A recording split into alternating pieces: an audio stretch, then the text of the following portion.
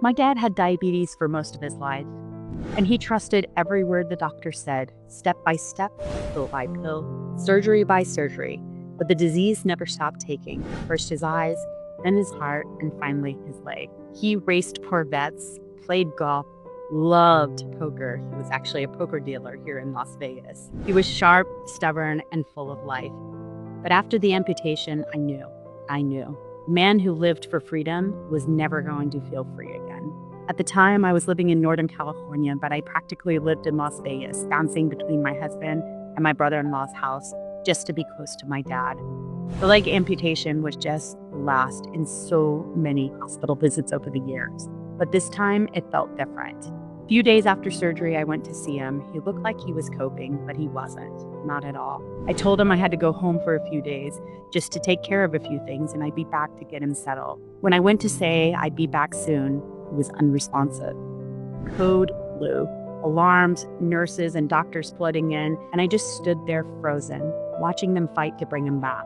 They rushed him to the ICU, and that's when the real journey began. He was critical, silent, a coma-like state, they called it. But I knew he was still there, still aware, still listening, so I stayed. Days and nights blurred together. The doctors had no answers. They just kept giving him more drugs. One problem would cause another, and another, and another. And by the end, he was on 37 medications. 37. He wasn't getting better.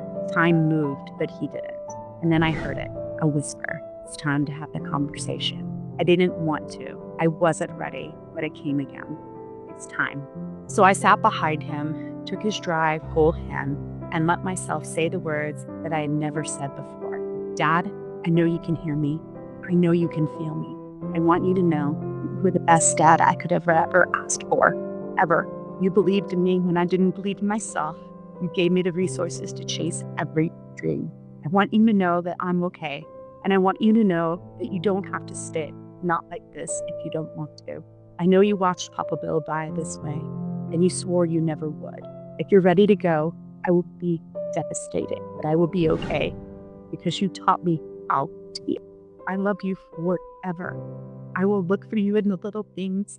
I will tell your future grandkids all your stories. I will always be with you. But his fingers curled around mine, and tears slipped from his closed lids. He heard me. He understood. The next day, my brother-in-law came to visit. He sat beside my dad's bed. After days of silence, his eyes flickered open, and he looked at my brother-in-law and asked, "You miss me?" Tears. That's all I had. Tears.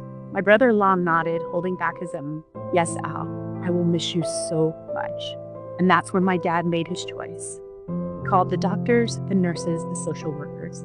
He stopped all treatment and moved into hospice. I knew he'd been holding on for me.